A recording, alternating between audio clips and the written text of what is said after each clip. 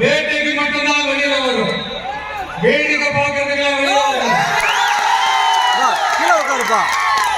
வேட்டையில கூட உயிரோடு இருக்கிற மிருகங்கள் தான் வேட்டையாடும். அதுலயும் பெரும்பாலும் அதை விட பெரிய சைஸ் உள்ள மிருகங்களை தான் குறி வச்சு பார்க்கும்.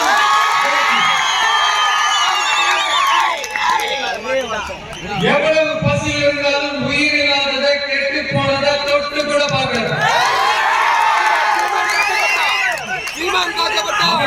சிங்கம்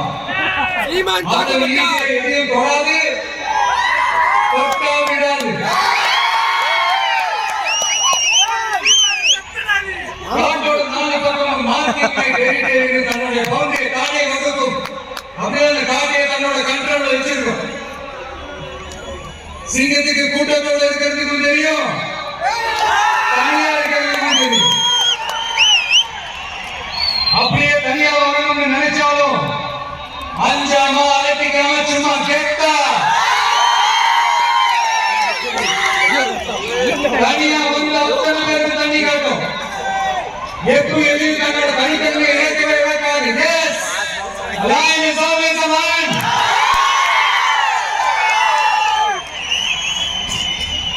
There are so many jackals and other animals in the forest, but there will be only one lion.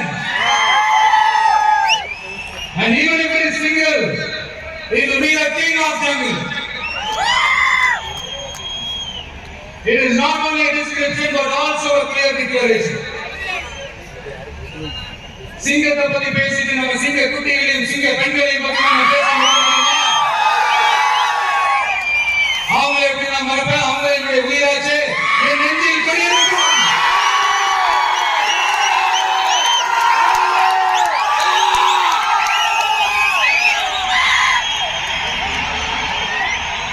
என்னுடைய தோழர்களுக்கும் தோழிகளுக்கும்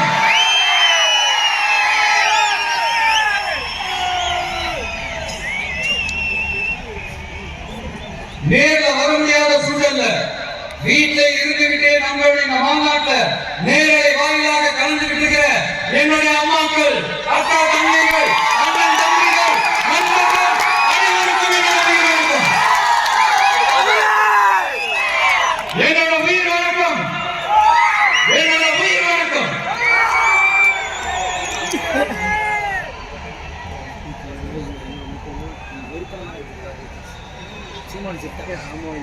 வீரம் விளையும் மாமதுரை மண்ணை வணங்குகிறேன்.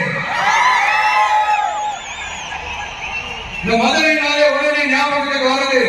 சீரி பாம்பி துள்ளி குதிக்கிற யாருக்கும் அடங்காத காளைகள் விளையாட அலங்காநல்லூர் ஜல்லிக்கட்டுனா நம்ம வைகை ஆடலாம். அழகர் ஆத்தல் அறிகிற வைபவம் மதுரை மீனாட்சி அம்மன். இந்த மண்ணோட உண்மையான குணம் உணர்வுபூர்வமான மண் இது. அது மட்டும் இல்ல, இந்த மண்ணில் வாழ்ற மக்களும் அப்படித்தான் உணர்வுபூர்வமான ஆளுங்க. நான் இந்த மண்ணில் கால் எடுத்து வச்ச உடனே ஒரே ஒருத்தரை பத்தி தான் மனசுக்குள்ள ஓடிக்கிட்டே இருந்தது. அவர் யாருன்னு உங்களுக்கும் தெரிஞ்சிருக்கும். சினிமானாலும் சரி, அரசியல்னாலும் சரி, நமக்கு ரொம்ப ரொம்ப பிடிச்சது புரட்சி தலைவர் எம்ஜிஆர் அவர்கள் தான். வாய்ப்பு கிடைக்கல, ஆனா அவரை மாதிரியே குணம் கொண்ட என்னுடைய அண்ணன் புரட்சி கலைஞர்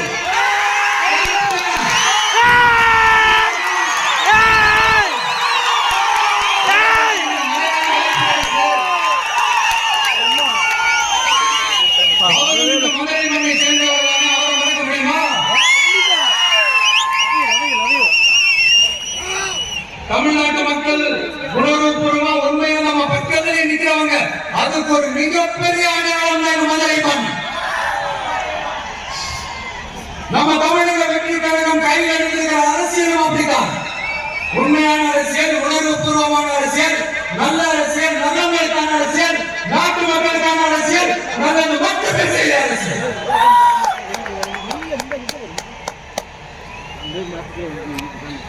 இதோ நம்மளுடைய இரண்டாவது மாநில மாநாடு வாகை சூடும் வரலாற்று. அப்படி இந்த மாநாட்டுக்கு பேர் வச்சிருக்கிறோம். 1967 நம்ம தமிழக அரசியல்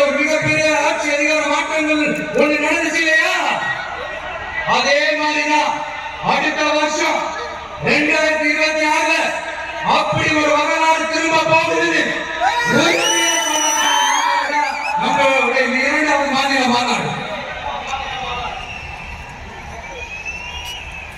விக்கிரவாண்டி வீசாலையில் நம்மளுடைய ஃபர்ஸ்ட் மாநாடு நடத்துற வெற்றி கொள்கை திருவிழா. அதுக்கப்புறமே நீங்க பார்த்துருக்கீங்க தமிழக அரசியல் அந்த தத்துவத்தை மாத்திருச்சு. நமக்கு எதிர எத்தனை குரல்கள் உங்களுக்கு நம்மளை பத்தி நல்லா தெரியுமே. எந்த குரலையும் காதலே போட்டுக்காம மக்களோட குரல் மட்டுமே கேட்டுட்டு நமக்கு எதிராக அத்தனை கூக்குரல்களையும் சின்னதா ஒரு சிரிப்போடவே கடந்து வந்திருக்கிறோம். அது இல்லாம நம்ம மாநாட்டை ஒழிக்கிற குரல் இந்த ஒற்றை தமிழ்நாட்டோட குரல் மட்டுமல்ல, ஒட்டுமொத்த தமிழ்நாட்டு மக்களுடைய குரல்.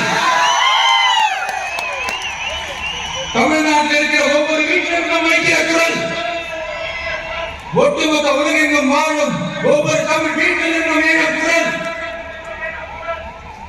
இந்த சினிமா என்கிற மாபெரும் கலையாயுதத்தின் வாயிலாக சாதி, மதம், இனம், பாலினம், மொழி கடந்து இந்த நாட்டின் மூளை முழுக்கெங்கும் ரசிகர்களாக இருந்த தோழர்களாக நம்மோடு பயணிக்க துவங்கியுள்ள அனைவரோடும் இணைந்த ஒவ்வொரு மனிதர்களுக்காக முடிக்கிற உரிமை குரல்.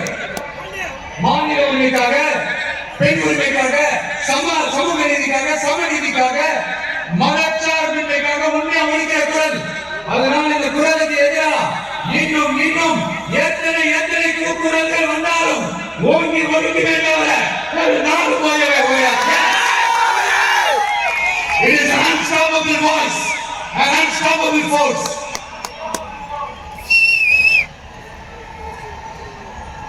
நம்ம அரசியலுக்கு வர்றதுக்கு முன்னாடி இவரெல்லாம் வர மாட்டாரியா, அவரே வரல, இவரே வரல, இவரே வரக்கூடாது அப்படின்னு நிறைய பேர் ஜோசியம் சொன்னாங்க. அப்புறம் நம்ம கட்சியினுடைய பேர் அறிவிச்சதுக்கு அப்புறம் பேர் தானே அறிவிச்சிருக்கிறாரு, மக்கள் கிட்ட பேர் வாங்கணும்ல, அதெல்லாம் முடியாதுன்னாங்க. அப்புறம் ரொம்ப முக்கியமா மாநாடுல எவ்வளவு பெரிய விஷயம். அதுல இவர் ஒத்தால எப்படி பண்ண முடியும், சும்மா பக்கத்துல குஷியானதை வச்சுக்கிட்டு மாநாடுல எப்படி நடத்தி காட்ட முடியும், அதெல்லாம் முடியாது. அப்புறம் மழை பெஞ்சு எல்லாத்தையும் எடுத்துரும், என் கூட இருக்கிறவங்களே கூட தான் சொன்னாங்க. அதுக்கப்புறம் என்ன நடந்துச்சு எல்லாருக்குமே தெரியும். இப்ப புதுசா ஒண்ணு சொல்ல ஆரம்பிச்சிருக்கிறாங்க. அது என்னன்னா ஆட்சியை பிடிக்கிறதா ஒரு ஈஸி இல்லையா, இப்ப அதெல்லாம் விட்டாங்க. இப்ப இங்க வந்துட்டாங்க, இவர் நேரம் ஷூட்டிங்ல இருந்து வருவாரா, வந்து ஆட்சியை பிடிப்பாரா. அது எப்படி இவரால முடியும், அவரால முடியல, இவரால முடியல.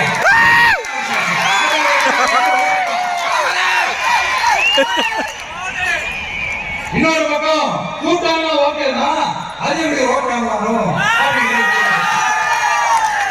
இப்படி கதை திரைக்கதை வசனம் இயக்கம் பாடல்கள்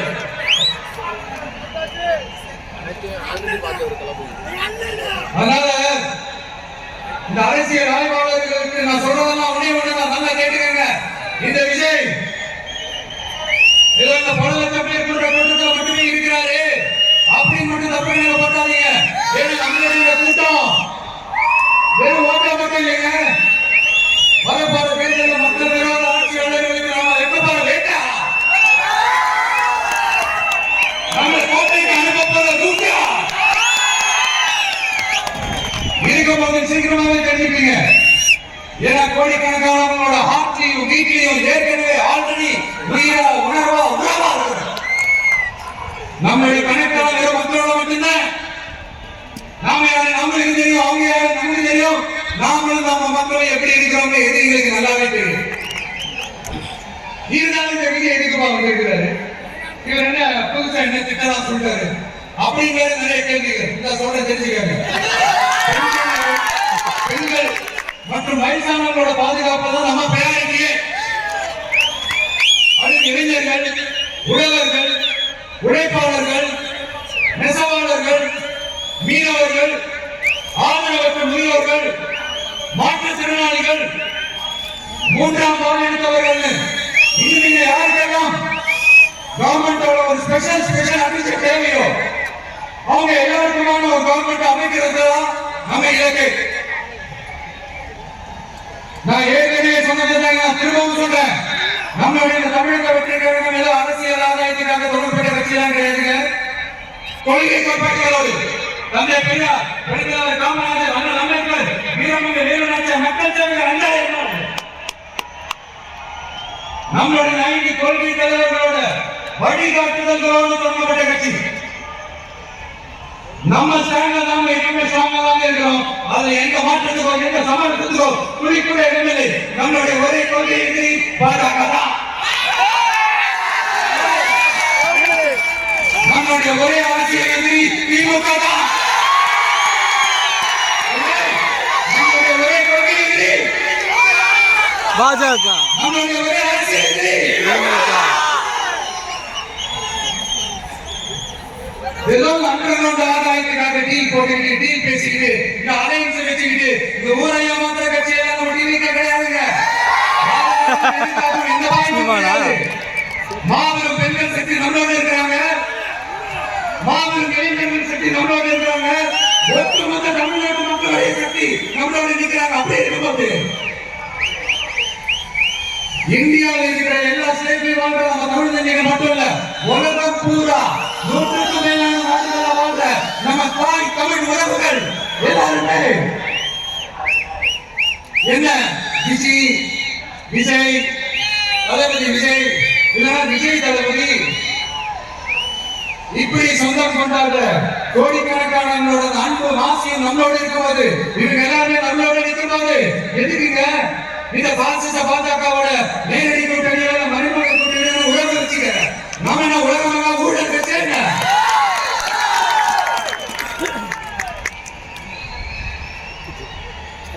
நம்மளை பத்தி சின்னதா ஒரு உண்மை ஒன்று சொல்லலாமா?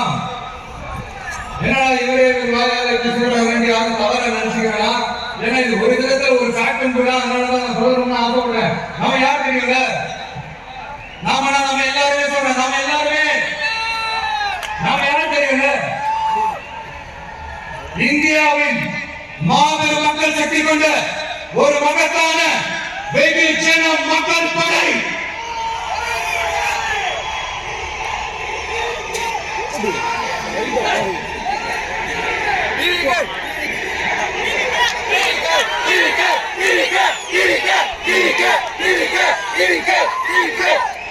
அதனால நம்ம தலைமையில நாம் அமைக்க போற உண்மையான மக்களாட்சிக்கான அச்சாரமாக மாபெரும் மக்கள் சக்தியை அணியணியாக நம்மளோட தெரிந்து நிற்கிறதோ இந்த அடிமை கூட்டணியில சேர வேண்டிய அவசியம் நமக்கு இருக்குங்க. நம்மளுடைய இந்த கூட்டணி சீர்மிழந்த கூட்டணியாளா இருக்காது, சுய மரியாதை கூட்டணியாளா இருக்கும். இந்த ஒரு பக்கம் RSS கிட்ட அடிபடுத்திக்கிட்டு இன்னொரு பக்கம் மதச்சார்பற்ற கூட்டணின்னு இந்த மக்களை ஏமாத்துற கூட்டணியால நம்ம கூட்டணி இருக்காது.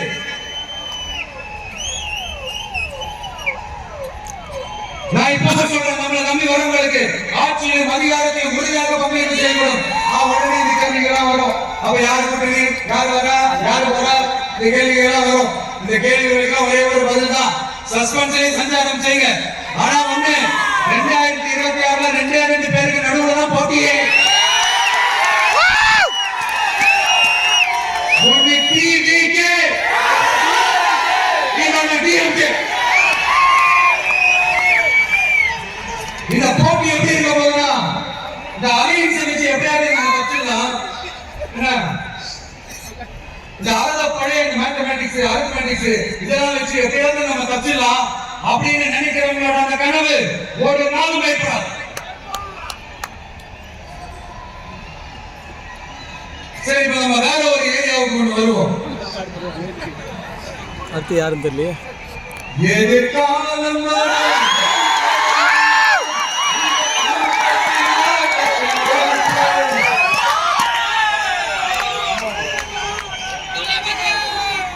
மக்கள் அரசியல் என்ற அந்த சவுக்க கையில் எடுக்கலாமா? யாருக்கு எதிரான கேட்கிறீங்க? வேற யாரு? மறைமுக உறவுக்காரர்களான பாசிச பாஜகவும் பாய்சன் திமுகவும் தான். மாண்புமிகு பிரதமர் நரேந்திர மோடிஜி அவர்கள் 3வது முறையா ஒன்றியத்தோட ஆட்சி அதிகாரத்தை நீங்க தானே கையில் வச்சிருக்கீங்க. இல்ல, நாங்க தெரியாம தான் கேட்கிறோம். நீங்க ஆட்சிக்கு வந்தது ஒட்டுமொத்த மக்களுக்கு நல்லது செய்யவா, இல்ல நம்மளுடைய இஸ்லாமிய நண்பர்களுக்கும் இஸ்லாமிய தோழர்களுக்கும் எதிராக சதி செய்யவா? மக்களுக்கு உங்ககிட்ட கேட்கறதுக்கு ஏராளமான ஏராளமான கேள்விகள் இருக்குது. அதனால அவங்க சார்பா அவங்கள ஒருத்தரா அவங்களோட ஒரு உண்மையான ஒரு பிரதிநிதியா உங்ககிட்ட சில கேள்விகள் கேட்கணும். மிஸ்டர் பிரைம் மினிஸ்டர் அவர்களே, நம்ம தமிழ்நாட்டு மீனவர்கள் கிட்டத்தட்ட ஒரு 800 பேருக்கு மேல இலங்கை கடற்படையால தாக்கி அழிக்கப்பட்டிருக்காங்க. அதை கண்டிக்கிறதுக்காக உங்களை பெருசா எதுவும் செய்ய சொல்லல, சின்னதா ஒண்ணே ஒண்ணு மட்டும் செஞ்சு கொடுங்க. இனிமேலாச்சும் எங்களுடைய மீனவர்கள் பாதுகாப்பா இருக்கிறதுக்காக இந்த கச்சத்தீவை இலங்கை கிட்ட இருந்து மீட்டு கொடுத்துருங்க, அது போதும். உங்களுடைய அடுத்தவங்களுடைய இந்த முரட்டு பிரிவாதத்தால நீங்க நடக்கிற இந்த நீட்டு தேர்வு, அதனால இங்க என்னென்ன நடக்குதுன்னு சொல்றதுக்கு மனசு வலிக்குது. அதனால அந்த நீட்டு தேர்வு தேவையில்லை அறிவிச்சிருங்க, அது போதும். நரேந்திர பாய் தாமோதர் மோடிஜி அவர்களே, சொல்லியாச்சு. எங்களுக்கு என்னென்ன தேவையோ என்னென்ன நல்லதோ அதெல்லாம் செய்ய மாட்டேங்கிறீங்க. ஆனா ஆட்சி அதிகாரத்தை மட்டும் கையில் வச்சுக்கிட்டு மக்களை ஏமாத்த நேரடியாக ஒரு சாசன பாஜக அடிமை அடுத்து உங்களுடைய மைனாரிட்டி ஆட்சியை ஓட்டுறதுக்காக மறைமுகமாக RSS அடிமை குடும்பம் இன்னொரு கூட்டணி. இப்படி மக்கள் சக்தியை இல்லாத இந்த ஊழல் கட்சிகளை மிரட்டி அடிப்படையை வச்சு 2029 வரைக்கும் சொகுசு பயணம் போயிடலாம்னு திட்டம் தீட்டி வச்சிருக்கீங்க. அதானஜி என்னஜி ஒண்ணு மட்டும் சொல்றேன் தெரிஞ்சுக்கங்க, என்னதான் நீங்க இந்த நேரடி மறைமுக கூட்டணி குட்டி காரண மாட்டாலும் தாமரை இலையில தண்ணியே ஒட்டாது.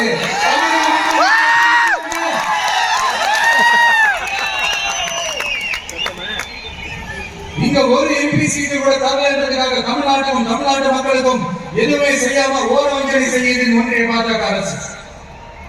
சங்கம் வச்சு தமிழ் வளர்த்த மண் இந்த மதுரை மண்.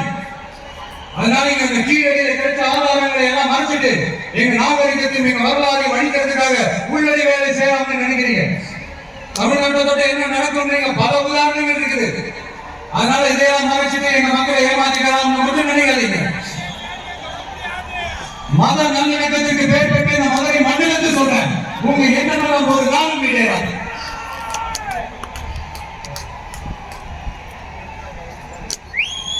எம்ஜிஆர் யார் தெரியும்ல, அவர் மாசுனா என்ன தெரியும்ல, அவர் உயிரோடு இருக்கிற வரைக்கும் அந்த சிஎம் சீட்டை பத்தி ஒருத்தராக நினைச்சு கூட பார்க்க முடியல, கனவு கூட காண முடியல. எப்படியாவது அந்த சிஎம் கிட்ட எங்க கொடுத்துருக்கேன், என் நண்பர் எம்ஜிஆர் திருப்பம் வந்ததுக்கு அப்புறம் நான் திருப்பி கொடுத்துருக்கேன்னு தன்னோட எதிரி கூட மக்கள் கிட்ட கெஞ்ச வச்சது. எம்ஜிஆர் எப்படி கெஞ்ச வச்சு. அதனால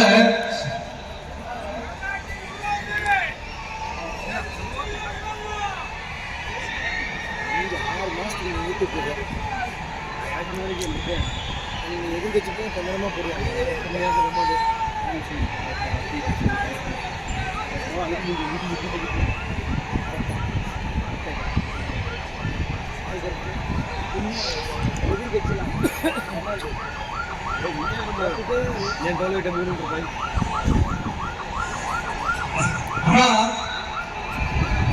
இப்போ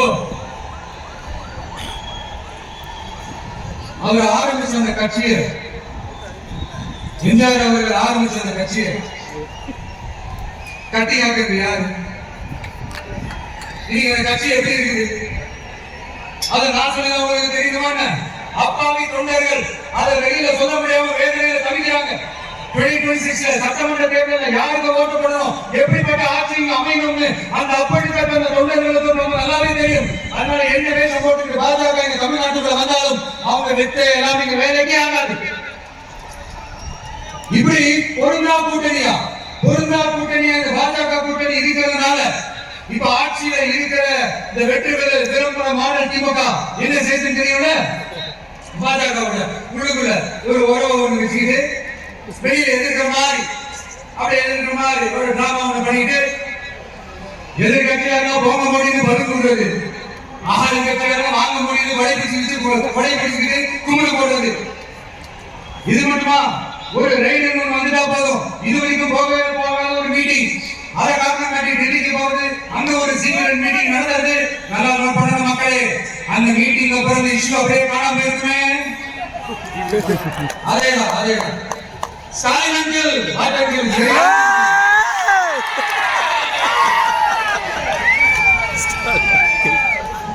இப்படி தமிழ்நாட்டுல இப்ப நடக்கிற ஆட்சியினுடைய லட்சணத்தை பார்த்துக்கிட்டு நாம எப்படி சும்மா இருக்க முடியும்?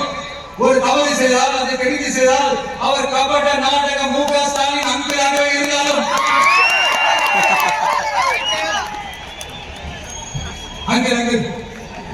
உங்களுடைய மனசாட்சி இருந்துச்சுன்னா நாங்க கேட்கிற கேள்விகளுக்கு பதில் சொல்லுங்க. நீங்க நடக்கிற இந்த ஆட்சியில நேர்மை இருக்கா? நியாயம் இருக்கா? ஊழல் இல்லாம இருக்கா? சட்டம் ஒழுங்கு சரியா இருக்கா? பெண்களுக்கு பாதுகாப்பு இருக்கா? பொதுமக்களுக்கு பாதுகாப்பு இருக்கா? இயற்கை வளங்களுக்கு பாதுகாப்பு இருக்கா? சொல்லுங்க மைடியர் அங்கிள், சொல்லுங்க. டாஸ்மாக்ல மட்டுமே இதுவரைக்கும் 1000 கோடிக்கு மேல ஊழல் சொல்றாங்க. அதுல மட்டும் தப்பு நடக்குது, வேற ஏதாவது நடக்கல. உலகத்திலே மிஸ்டர் கிளீன் ரெக்கார்ட்ஸ் எல்லாம் உங்களுக்கும் உங்க கூட இருக்கிறவங்களுக்கு மட்டும்தான் கொடுக்கணும். இதை பார்த்து வாயை இல்லாத உங்களுக்கு கூட வயிறு வலிக்கு சிரிக்குது. பெண்களுக்கு 1000 ரூபாய் கொடுத்தீங்கன்னா போதுமாங்க. மூடி முடிச்சலான்னு பாக்குறீங்களா? படிக்கிற இடத்துல, வேலைக்கு போற இடத்துல, வெளியில போற இடத்துல இருந்து அவங்களுக்கு பாதுகாப்பு இல்லைன்னு ஒட்டுமொத்த பெண் பிள்ளைகள் பெண்களை கலறாங்க. அந்த கலர் சத்தம் அவங்க காதுல கேட்கிறாங்க. இதுல வேற உங்களை அப்பான்னு கூப்பிடுறாங்க சொல்றீங்க.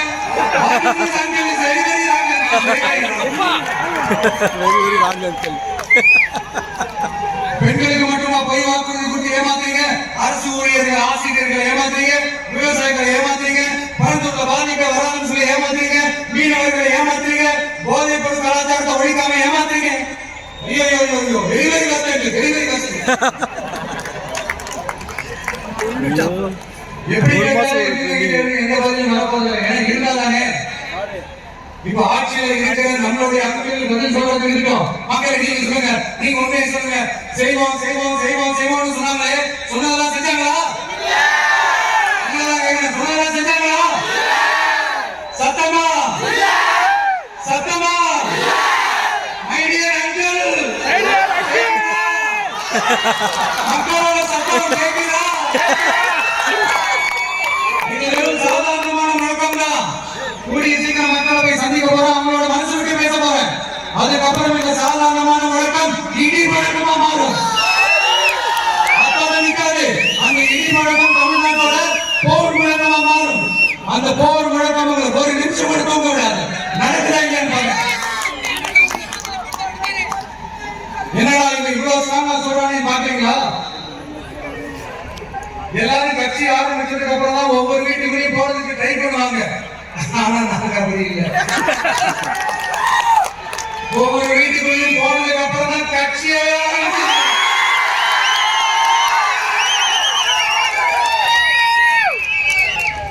அதனால ஒட்டுமொத்தமா எல்லாருமா சேர்ந்து இந்த திமுக ஆட்சியை, கபட நாடக திமுக ஆட்சியை 2026 தேர்தலில் வீட்டுக்கு அனுப்புறோம்.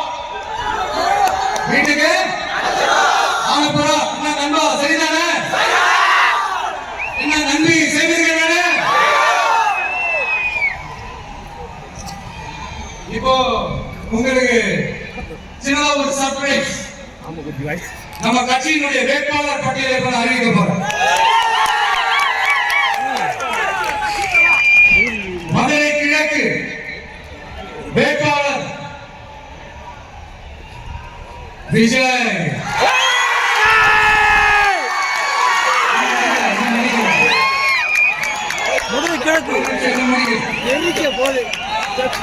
மதுரை மேற்கு வேட்பாளர் விஜய். மதுரை மத்தி வேட்பாளர் விஜய். மதுரை தெற்கு வேட்பாளர் விஜய்.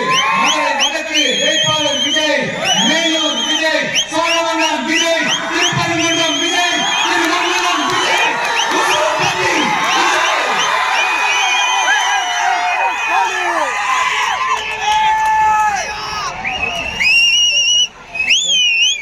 என்னடா எல்லா தொகுதியிலும் ஒரே வேட்பாளர் பாக்குறீங்களா? 234 தொகுதியிலும் இந்த விஜய் தான். அதாவது இந்த விஜய் தான். இந்த சின்னம் இல்ல இன்னும் சிம்பிளா சொல்லணும். உங்க வீட்டுல இருக்கிற ஒருத்தர் தான் வேட்பாளர் நிக்க போறாங்க.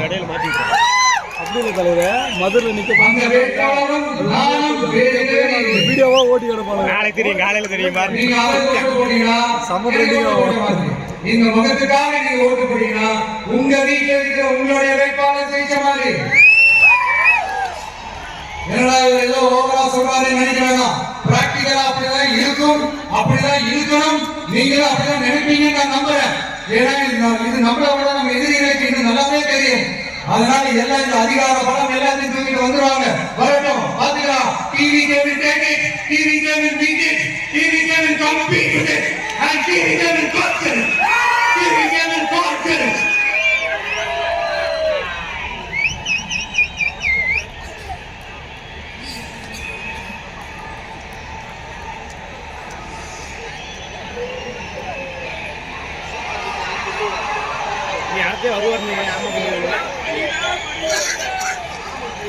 இந்த நேரத்துல நம்ம மனசுல இருக்கிற மக்கள் கிட்ட சொல்லி ஆகணும்.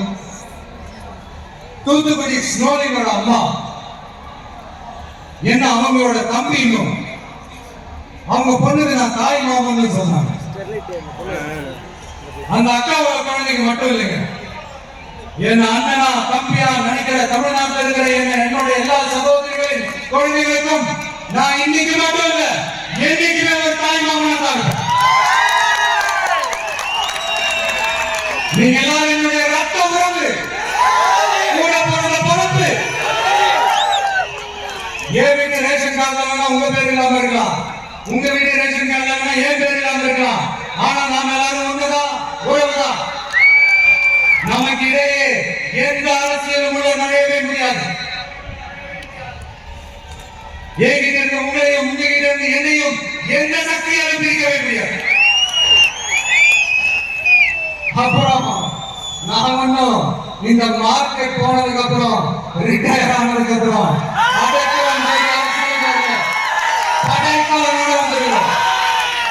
பவர்ஃபுல் போர்ஸோட மாபெரும் படை வரிசையோட எல்லாத்துக்கும் தயாராக வந்திருக்கிறோம். இவ்வளவு தயாரா நம்ம அரசியலுக்கு வர்றதுக்கு ரொம்ப ரொம்ப முக்கிய காரணம் இருக்கு. அது என்ன தெரியுமா?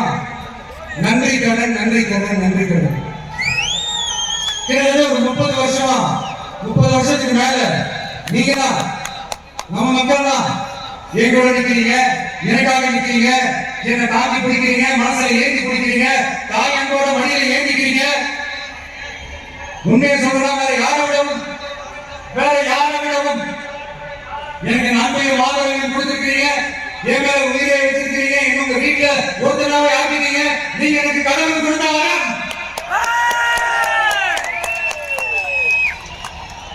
உலகம் பூரா நமக்காக நம்ம கூட நிக்கிற நம்ம மக்களை நான் எப்படி மறப்பேன்? நான் என் லைஃப்ல ரொம்ப உயிரா நினைக்கிறது பெண்களை, குழந்தைகளை, இளைஞர்களை, உழைக்கிற மக்கள் தான். இவங்க தான் நம்மளோட மகையா. இதை பார்த்துதான் நம்மளோட எதிரிகளுக்கு பார்த்து எரியுது. அதுக்காக நாம என்ன செய்ய முடியும்? அதனால நம்ம உறவுகளை, சொந்தத்தை வகையாக யாருக்காகவும் எதுக்காகவும் விட்டு கொடுக்க முடியாது இல்லையா? Here at this moment among this august gathering, I want to open my heart and say I enjoy people, I respect people, I worship people.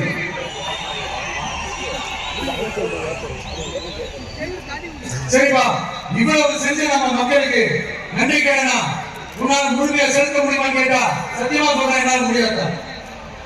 இன்னும் எத்தனை ஜென்மம் எடுத்தாரோ அந்த நன்றி கடனை என்னால தீர்க்கவே முடியாது. அப்ப என்ன மானாம நீ வந்திருக்காங்கன்னு கேக்குறீங்க.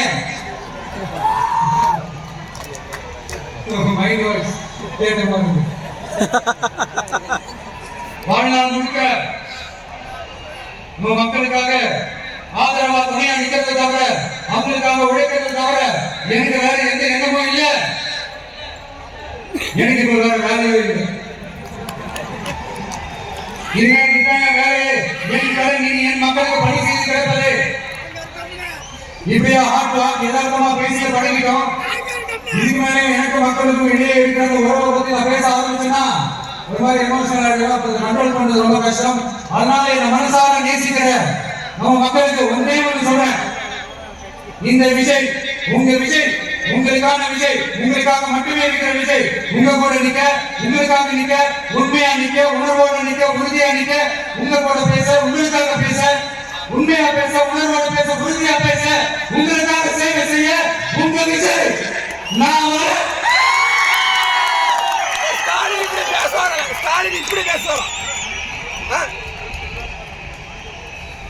சொல்லல முக்கியம், செயல் செயல் செயல் தான் முக்கியம்.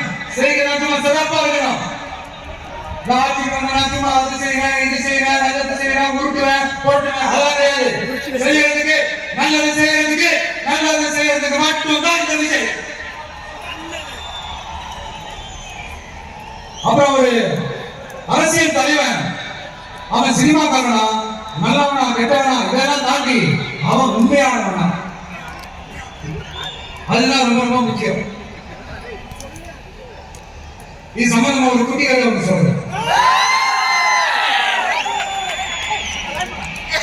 ஒரு நாட்டுல ஒரு ராஜா உனக்கு பக்கபலமா இருக்கிறதுக்காக கூட துணையா இருக்கிறதுக்காக ஒரு தளபதியை தேர்ந்தாரு. சரியான தகுதிகளோட ஒரு 10 பேர் செலக்ட் ஆகுறாங்க. ஆனா அந்த ஒருத்தர் மட்டும் தான் செலக்ட் பண்ணணும். அதனால அந்த ராஜா என்ன பண்றாருன்னா ஒரு டெஸ்ட் இருக்கு. அந்த 10 பேர் கையிலையும் விதை நெல்லை கொடுத்து இதை நல்லா வளர்த்து கொண்டு வாங்க, ஒரு 3 மாசம் கழிச்சு வாங்க சொல்லி அனுப்பி வச்சிருக்காரு. 3 மாசம் கழிச்சு வரும்போது அதுல ஒருத்தர் ஆள் உயரத்துக்கு வளர்த்திருந்தாரு, ஒருத்தர் தோல் உயரத்துக்கு வளர்த்திருந்தாரு. அதுல ஒரு 9 பேர் நல்லா வளர்த்து கொண்டு வந்திருந்தாங்க. ஒருத்தர் மட்டும் வெறுக்கொட்டியோடவே வந்தாரு. என்னன்னு கேட்டதுக்கு நானும் தண்ணி ஊத்தி ஊத்தி பாக்குறேன், உரம் வச்சு பாக்குறேன், வளரவே மாட்டேங்குது ராஜா, என்ன பண்றதுன்னு தெரியலன்னு சொன்னதுக்கு ராஜா அவரை கட்டி அணிச்சுக்கிட்டு இனிமே நீதான் என்னுடைய தளபதி, எல்லா அதிகாரமும் உனக்குன்னு சொன்னாரு. ஏன்னா அந்த 10 பேர் கையிலையும் ராஜா கொடுத்தது அதிக விதைகள், அது முளைக்கவே முளைக்காது. அந்த 9 திருட்டு பயிர் என்ன பண்ணிருக்காங்கன்னா வேற விதைகளை வாங்கி அதை வளர்த்துட்டு ராஜாவையும் மக்களை ஏமாத்திருக்கிறாங்க. ஆனா இவர் மட்டும் உண்மையை போட்டு உடைச்சார். அதனால ஒரு நாட்டுக்கு திறமை எந்த அளவுக்கு முக்கியமோ அந்த அளவுக்கு உண்மையும் நேர்மையும் முக்கியம்.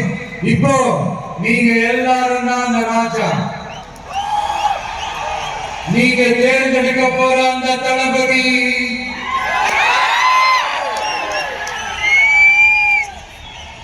சும்மா சினிமாக்காரன். அம்பேத்கர் அவர்களை தோற்கடிச்சது சினிமாக்காரன் இல்ல, அரசியல்வாதி. காமராஜர் அவர்களை தோற்கடிச்சது இங்க விருதுநகர் பகுதியில் தோற்கடிச்சது சினிமாக்காரன் இல்ல, இன்னொரு அரசியல்வாதி. இன்னைக்கு நம்ம கூட வாழ்ந்துட்டு இருக்கிற நல்ல கண்ணாடியாவை தோற்கடிச்சது சினிமாக்காரன் இல்ல, அரசியல்வாதி. இப்படிப்பட்ட நல்ல நல்ல தலைவர்களை எதிர்த்து நின்று தோற்கடிக்கணும்னு அந்த எண்ணத்தை உருவாக்குனது சினிமாக்காரன் இல்ல, அரசியல்வாதி. அதனால எல்லா அரசியல்வாதியும் அறிவாளியும் கிடையாது, எல்லா சினிமாக்காரனும் முட்டாளும் கிடையாது. கான்பிடன்ட் நல்லது நடக்கும். வெற்றி நிச்சயம். மீண்டும் சந்திக்கும் வரை